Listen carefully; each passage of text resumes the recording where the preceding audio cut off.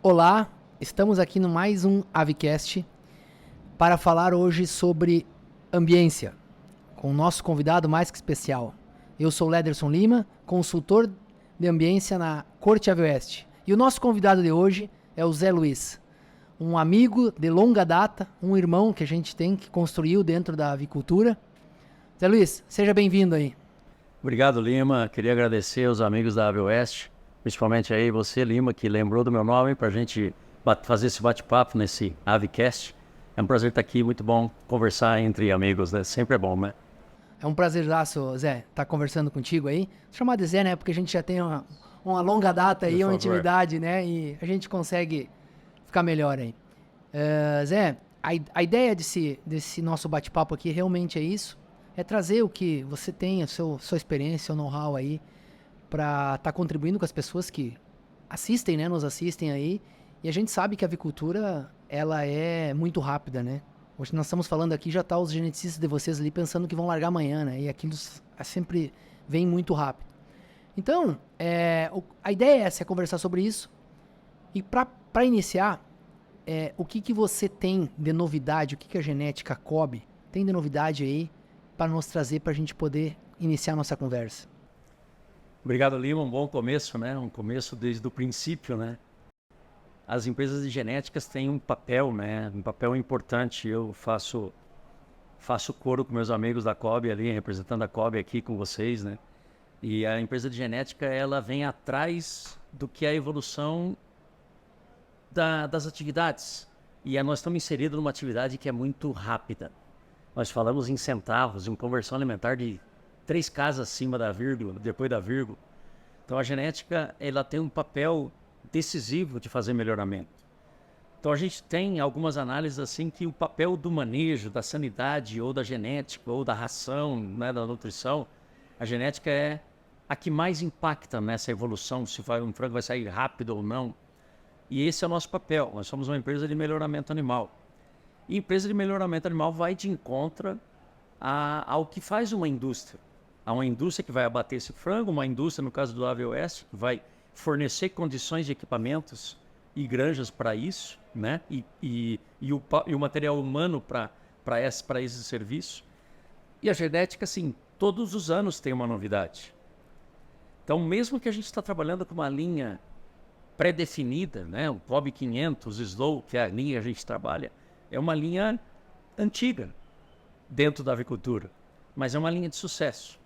Hoje a gente está com o COB meio, né? O COB meio é a linha macho, faz parte da linha macho nossa, cruzando para a fêmea COB 500 Slow. O que traz de novidade essa linha? Essa linha traz uma rapidez de resultado zootécnico que nos preocupa como manejista, porque acompanhar isso faz parte de todo o rol da nutrição, da sanidade, do manejo, da estrutura, dos equipamentos. Então a gente vem como o ponto número 1, né? A evolução genética que a indústria pede e a genética vai lá e faz.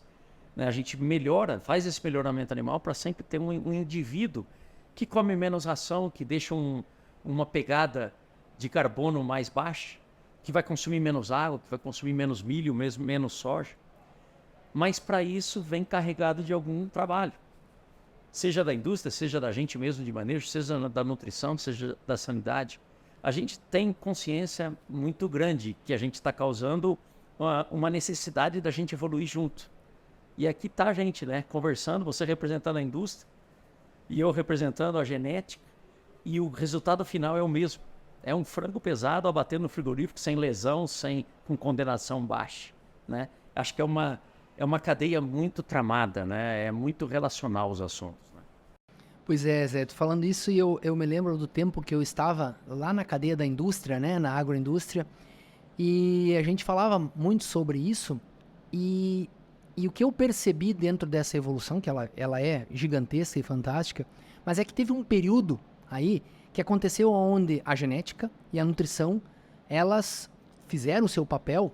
E a indústria de equipamentos, eu estou falando hoje como indústria de equipamento, mas essa percepção vem lá do tempo da extensão, né? Lá do tempo do manejo do campo lá. Ela se omitiu um pouco. E aí ela deixou a coisa andar e perguntava, o que vocês querem? E fazia só aquilo. E hoje a AVIOeste, ela entendeu que não, que os pilares desse sucesso do frango pesado que nós estamos falando, ele depende sim da genética, depende sim da nutrição, mas também depende de um bom ambiente. E é isso que a gente vem trabalhando e reforçando isso para nossos clientes, para o mercado, que nós estamos aqui também para contribuir, assim como vocês da genética fazem isso há muitos anos, há mais de 100, né? A Kobe faz isso, né? 108. Olha aí, ó, 108 anos. Então, a gente está aí, entendeu o nosso papel, estamos buscando esse mercado, né? Retomando isso, dizendo, não, nós estamos aqui para auxiliar e trazer isso aí, a importância. Baseado nisso, já vou fazer outra pergunta, porque aí vem muito rápido, e sei como a avicultura é rápida, a gente tem que raciocinar bastante rápido com isso, né? O que vocês estão vendo hoje dentro deste ambiente, vamos falar total, genética, manejo e nutrição, que nós podemos entregar para esse produto, para ele nos performar melhor, dar uma pegada de carbono melhor, com uma conversão cada vez melhor. O que hoje é o ponto principal disso?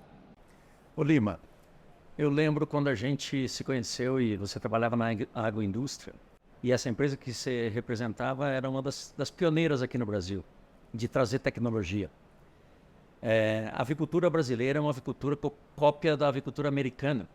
Tem os insights dos europeus, por exemplo, os INITs, né? Os europeus foram os primeiros a fazer os INITs, que acondiciona o ar e faz ele entrar pelo lugar correto que a gente quer, para ajudar nessa ambiência, nessa ventilação mínima. O brasileiro sempre é como o país subdesenvolvido e em desenvolvimento, que a gente torce para que seja assim mesmo, sempre, né? A gente copiou a informação que já estava pronta, principalmente nos Estados Unidos. Então a gente começou a trazer os galpões para cá e criar frango do jeito que eles criam. O americano, na década de 70, já começou a fazer galpões de pressão negativa, porque mesmo que é um país do hemisfério norte, mas é um país frio e é um país que faz 1 mês, 2 meses de calor. É mais frio, clima temperado ou clima de Equador para cima, né? Na latitude que está inserido os países do hemisfério norte. Só que o Brasil está inserido num clima tropical. É gigante, tem as suas variações, mas nós sempre somos mais atrasados nessa evolução, né, Lima? Nós trouxemos o pressão negativo, o galpão que tem exaustor de um lado e entrada do outro. Na década de 90 a gente começou a ver os primeiros galpões de INIT, e você fez parte disso na empresa que você trabalhou, com os primeiros INITs abrasileirados, que eu lembro que eram um INIT de cortininha, um caixotinho ali, todo tupiniquim, como nós sabemos fazer, para não dizer gambiarra, né? Mas é a gambiarra de quem quer fazer alguma coisa diferente, de quem quer copiar e de quem quer dar condição. Então, respondendo a sua pergunta, o frango vai crescendo e vai evoluindo, vai nos desafiando. E a indústria, que é o que vocês representam como AVOS, vem atrás dando essa condição, dando as soluções de equipamentos. Então, vocês vão pôr um exaustor cada vez mais eficiente, vocês vão pôr um cooling que vai refrigerar o galpão, vocês vão pôr um aspersor que cada vez tem auxiliado o cooling nessa refrigeração. Vocês já vendem um INIT que tem o conceito já pré-formado e até atrasado, no caso de nós brasileiros. Essa junção de equipamento com manejo, ela é super importante. E o ponto principal da sua pergunta, cabe a nós, seres humanos que estamos ali dominando o computador, manejando esse comportamento das aves, entender o que eles precisam. Se é um pintinho que precisa de calor, se é um pintinho que precisa de aquecimento, se é um frango de idade intermediária que precisa de mais vento, se é um frango de corte que está precisando de 4, 5 metros por segundo. Há 10 anos atrás, nós visitávamos essa empresa em conjunto lá, você tinha galpões de 2,5 metros por segundo e estava satisfeitíssimo com 2,5 metros por segundo de vento. Hoje esses galpões têm 4,5 de velocidade de vento final dentro do túnel para retirar esse calor metabólico que a genética sempre vai produzir intensamente, que faz parte inserido nesse mecanismo de melhoramento animal, não é? Então eu diria assim, o ser humano que domina a máquina tem que estar ali para entender qual é a demanda. Se é calor, se é frio, se é vento, se é refrigeração. Esse é o ponto básico que a gente nunca pode esquecer, né? Perfeito, Zé. Isso é um ponto muito importante que tu tocou aí, e a gente tem que sempre levar em consideração isso, né? Aproveitando o que você falou do incremento calórico que a gente vê, e é fato, né? Nós temos uma ave que Você falou que está entregando muito mais peso, com menos conversão. Provavelmente isso tem um incremento calórico nesse animal genético muito grande. A nutrição veio aí para ajudar.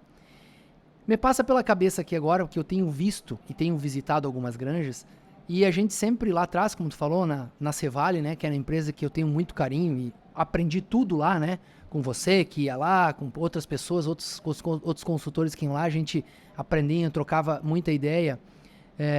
A gente vê hoje que essa ave, ela tá totalmente diferente. É uma ave que se atrás, no passado, nós falávamos muito em frio, né? A preocupação nossa por essa cultura toda que tu falou que veio lá de trás, né? Dos Estados Unidos, onde tem muito frio, que nós se preocupamos. O que tu me diz sobre isso? Porque a impressão que a gente tem é que com essa cultura que que a nossa escola, né, nos pôs nas nossas cabeças, na cultura de criar o frango aqui, parece que essas aves hoje elas estão fora da zona de conforto. Eu queria que tu abordasse um pouco isso, porque a gente vê que no início parece que essas aves necessitam, às vezes, não de velocidade de vento, mas de repente uma melhor condição ambiental em temperatura e renovação de ar, porque é um ponto também importante, renovar e não ventilar, né? Ou às vezes ventilar e não renovar tanto. E eu gostaria que tu falasse sobre isso um pouco, Zé, a tua experiência. Lima, as linhas genéticas têm diferenças de metabolismo, de crescimento, de multiplicação celular. Hoje a Kobe é sem dúvida a linha que tem uma curva de crescimento muito maior que as outras linhas. É muito rápido. A gente tem até que usar mecanismos para até ajudar a frear isso ou gerenciar esse crescimento. Tem trabalhos do professor Edgardo Oviedo, por exemplo, que fala que um embrião Kobe gera 35% mais de calor nas horas finais de incubação e em toda a fase de nascimento. São 35% mais de calor do que a linhagem principal. Nós estamos falando hoje, e está até desatualizado ou necessário ser repetido esse trabalho, a gente acha que isso é até mais. Então, o que você está vendo nas suas andanças, nas suas observações, e nós já estamos vendo. Para te falar a verdade, sabe qual o clique de que a gente viu isso na melhor condição possível ou na necessidade possível? Nós acabamos de passar o último verão mais quente, de temperaturas recordes longínquas ou mais dias quentes desde a Revolução Industrial, antes de 1900, né? Nós estamos falando nessa linha cronológica de tempo. Esse calor que nós passamos nesses meses de calores passados, aí nós estamos aqui no Ceaves, que sempre foi uma época de frio, em julho aqui e agosto. Nós estamos com calor dentro desse salãozão aqui, no inverno do Brasil. Então isso deu um clique para nós aliar as orientações que a gente estava fazendo de manejo. Então hoje você não pode mais ver um Kobe sendo recebido com 33 graus de temperatura ambiental. Não suporta mais. É muito metabolismo acelerado de produção de calor. É muita mitose, muita meiose, é uma diferenciação celular muito grande nesse comportamento. É uma resposta muscular dessa demanda que é a hiperplasia muscular de um frango que está crescendo, gera uma energia extra muito grande. Então é muito comum hoje ver o Kobe no primeiro dia, primeira hora chegando na granja, com uma temperatura cloacal 1 grau mais quente do que as outras duas linhas. Nós estamos falando de uma linha que tem 39 graus e meio de temperatura com o Kobe que tem 40,5. Isso é normal, 40,5 para o Kobe. Então o que você está vendo, e aí acho que foi o objetivo da sua pergunta, Lima, hoje o Kobe não podemos mais receber um Kobe com 33 graus no primeiro dia. Nós já estamos recebendo num verão frango Kobe, no pintinho Kobe com 30 graus de temperatura e já baixando para 29 no sétimo. Coisa que o ano passado nós já não tínhamos percebido que essa geração de calor era tão mais intensa com a linha Kobe atual. Então o que você está me perguntando é chegar numa granja que tem 32 e ver um pintinho com uma temperatura de fora de 30 graus entrando dentro da granja e lá dentro os seus 32 já está incomodando esse pintinho. Então nós estamos chegando numa granja dessa e ver o incomodamento, né? Essa incomodação que o tempo gera dentro do galpão. E estamos jogando esse pintinho para 31, 32 graus nas primeiras horas. E está indo tudo bem para o Kobe. E a linha concorrente, não, você não vai poder fazer isso. A geração de calor deles é infinitamente menor. É outra curva, é outro manejo, outro critério. Então é bem comum você ver um Kobe hoje com 31 graus de temperatura desejada e uma linha concorrente com 33 e os dois estão bem. É muito comum ver um pintinho Kobe com 2 exaustores ligados, 1 minuto e meio ligado, e a linha concorrente com um exaustor. E está tudo bem. Então o Kobe está demonstrando para a gente, com essa velocidade de crescimento, essa necessidade de nós extensionistas, nós veterinários, nós agrônomos técnicos, ou nós visualizador de manejo, decidir a coisa certa para a linha. Então o Neymar joga de um jeito, o Cristiano Ronaldo joga de outro. Tem características diferentes. Uma linha Kobe tem uma característica, uma linha concorrente tem outras, então a gente tem que moldar essas orientações técnicas. Mas essa é a explicação para a sua pergunta. O Kobe está gerando muito mais calor hoje em dia, desde as primeiras horas. Então é por isso que você está visitando o frango, Kobe, e está vendo ventilações muito mais forçadas para o Kobe, uma temperatura desejada mais baixa. O produtor que está aqui visitando os Ciaves aqui, a gente está aqui junto, né? Ele nos pergunta assim, mas espera, isso não vai fazer a gente gastar muito mais de gás numa campânula, ou muito mais lenha, muito mais pellet de uma fornalha? Não, você vai abaixar a curva. Você vai trabalhar com um on-off mais gerenciado. E é nítido ver uma ventilação com Kobe, o dobro da ventilação mínima que você vê para a linhagem concorrente. Então vamos dizer que você está numa granja com 2 galpões. O galpão 1 é Kobe, 1 dia de vida, está lá trabalhando seus 2 exaustores, 1 minuto ligado, 4 minutos desligado, por exemplo, num ciclo de 5 minutos, e uma linha concorrente do lado vai estar 30 segundos ligado, com um exaustor, e está tudo bem para eles. Para nós não vai estar. Por essa explicação, essa condição metabólica de gerar mais calor e de ter mais dificuldade de perder esse calor. Então o ambiente a gente está vendo que precisa ser mais renovado. Nós não estamos mais trabalhando com 2.000 ppm de CO2 como a literatura fala. É muita coisa. Uma granja com 2.000 ppm de CO2 de dia, não é o CO2 que está causando o problema, é a consequência que esse CO2 alto vai trazer em umidade de cama, amônia, diante dessa concentração de calor, desse disparo metabólico. Esse calor corporal gera mais umidade dentro da granja. Então cabe a nós ter a réplica disso, né? A resposta para isso, que é ventilar mais para tirar essa amônia, essa umidade, esse CO2, secundariamente, né? Que bacana, hein, Zé? Porque a gente vê e às vezes a gente não tem essas informações, né? E isso é muito importante. Nós estamos falando de uma ave que está produzindo aí uma quantidade de calor, porque a gente às vezes pensa, 1 grau, né? Mas 1 grau numa ave de 40 gramas, isso é muito calor. A gente não consegue, de repente, levar para um número assim, que as pessoas conseguissem mensurar isso, é muito calor. Isso é importante. E aí, aproveitando essa tua explicação, eu gostaria também de te perguntar, porque assim, eu tenho visto isso, realmente, isso que tu tá falando, só que o que eu não vejo é que essa curva está acompanhando a idade. Então as pessoas se preocupam nas primeiras horas, né, o primeiro dia, e aí tu chega no 7º dia, 8º dia, 9º dia, e a curva continua igual. Será que aí também não tem algo a fazer? Porque essa ave, ela também, se ela está produzindo mais calor ali, ela vem produzindo a vida inteira porque ela provavelmente ela vai ter mais peso. E às vezes isso está impedindo de que ela gere todo esse potencial ou desenvolva todo esse potencial genético que ela tem, né? Então, sobre isso também, né, se tu pudesse contar para nós aí um pouquinho. O pintinho é um animal homeotérmico incompleto. A gente muito vê na literatura pecilotérmico, poiquilotérmico. Não, isso é um réptil. Um pintinho não é um réptil, um pintinho é um animal diferente. É um animal homeotermicamente incompleto até o seu empenamento. A literatura fala 21 dias, 23 dias. Não, na verdade ele é homeotérmico incompleto até o seu empenamento, que se dá com 28, 30 dias. Então essa é a fase que tu exagera um pouco em ventilar, mas não pode esquecer que tem que aquecer, porque o pintinho não está protegido. Ele é um animal homeotérmico incompleto. Ele não consegue controlar a temperatura corporal. Depende do ser humano e do equipamento.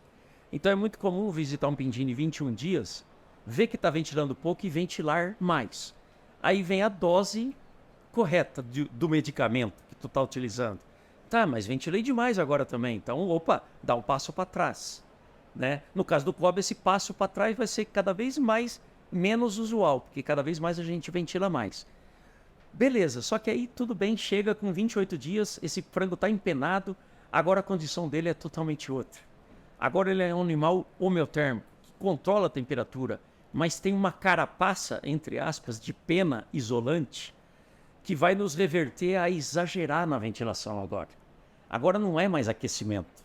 Nós passamos da fase homeotérmica incompleta. Nós entramos na fase de perder calor. Você pega um frango com 35 dias de vida, Kobe, que está pesando seus 2,4 kg de média. Esse pintinho está gerando por quilo de peso vivo uma quantidade de calor de 26 BTUs, mais ou menos, entre calor latente e calor sensível. Então ele vai perder calor sensível, vai perder pelas formas secas, as trocas secas que a gente sempre conversa, e você também fala muito disso nas suas palestras, nas suas visitas. Um pintinho consegue perder calor na troca de calor seca, mas é ineficiente.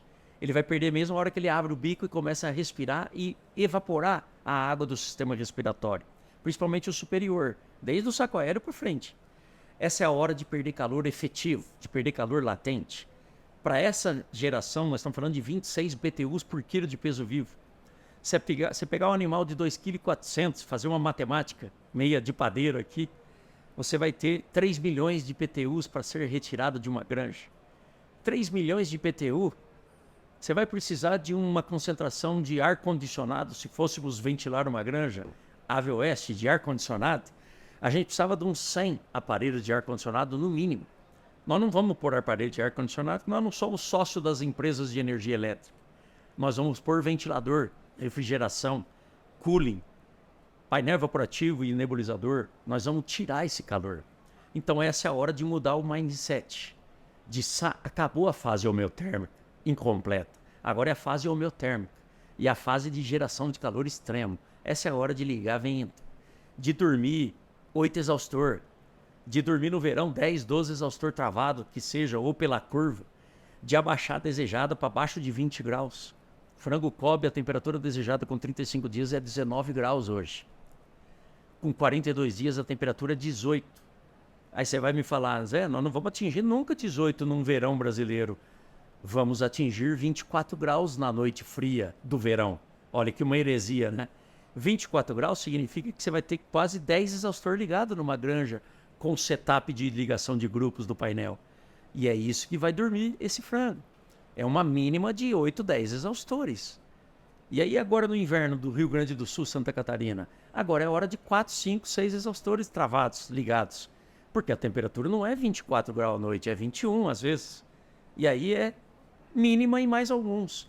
E aí vem o gerenciamento nosso do processo de setup dos painéis, que aí a gente faz aí de acordo com as visitas e com o conhecimento que esses integrados têm, né? Que bacana. Talvez eu fico impressionado cada vez que converso contigo aí pela fonte de informação que você é, né? E me trazer essa informação de dizendo que, e isso é importante, que a gente às vezes no campo a gente via isso, né? E de forma que às vezes o produtor, o bom, aquele cara que a gente normalmente fala assim, esse cara tem CPF, né? Aquele produtor que se destacava, às vezes fazia isso, né?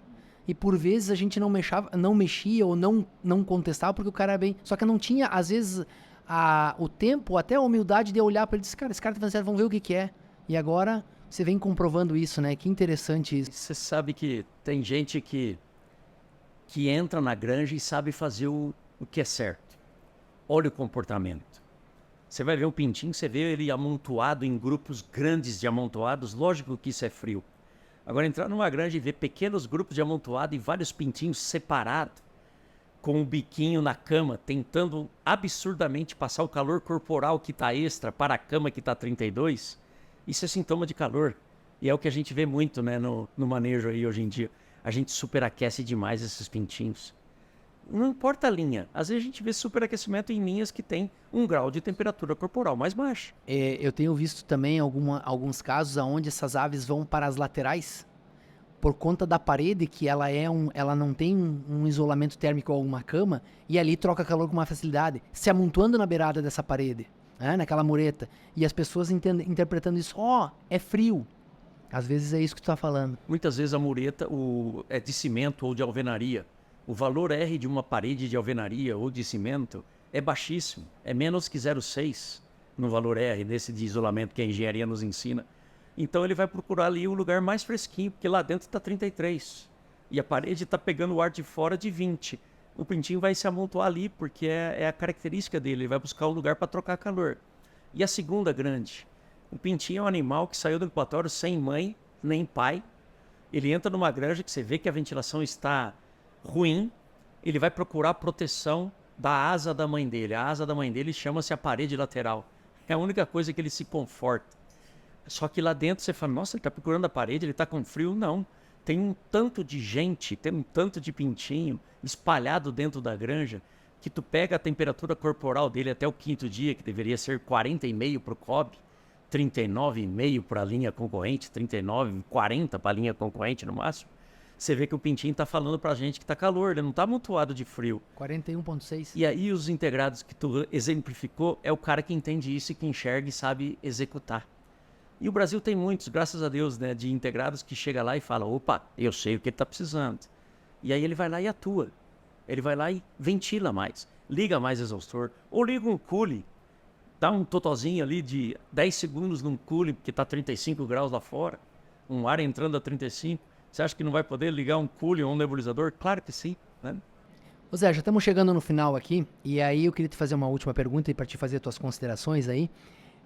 Sobre essa questão que tu falou muito bem, dessa questão desse animal ser um homeotérmio incompleto, né? E isso é importante, porque às vezes passa e eu tenho esse sentimento do produtor que ele tem uma dificuldade de entender, ventilar e renovar, porque por muitas vezes, como você falou lá naquela primeira semana, eu tenho que ter 2, 3 minutos a mais, ou às vezes 2 ou 3 exaustor a mais ligado do que a outra genética, ou enfim, ou pelo momento que eu preciso. E aí a gente da empresa de equipamento vem batendo muito na questão da utilização do inlet, que é onde eu consigo renovar sem velocidade. Porque como esse animal é um animal incompleto, eu às vezes posso causar uma sensação térmica por conta dessa velocidade que eu necessitaria por conta do gás carbônico que você falou. E aí eu não consigo porque eu tenho pouco inlet. Porque às vezes um projeto lá atrás, um projeto antigo, mal pensado, aqueles inlets tupiniquins. E aí eu gostaria que tu fizesse algum comentário sobre isso. Porque a gente vê esse sentimento do produtor, às vezes, em se confundir em renovar e ventilar, né? Você sabe que a engenharia trouxe os inlets na década de 70 lá na Europa, 65, 70, justamente dando soluções para nós, manejistas, veterinários, agrônomos e técnicos, que entendemos de coccidiose, de eiméria, de fungo fusário, né? Nós entendemos de biologia. Aí a engenharia vem e entende de física. Aí eles falaram, mas o que vocês estão fazendo aqui? Ué, nós estamos ligando um exaustor de um lado e abrindo uma parede, uma entrada de ar no lado oposto. Tá, mas vocês vão ter diferença de temperatura nesse cubo.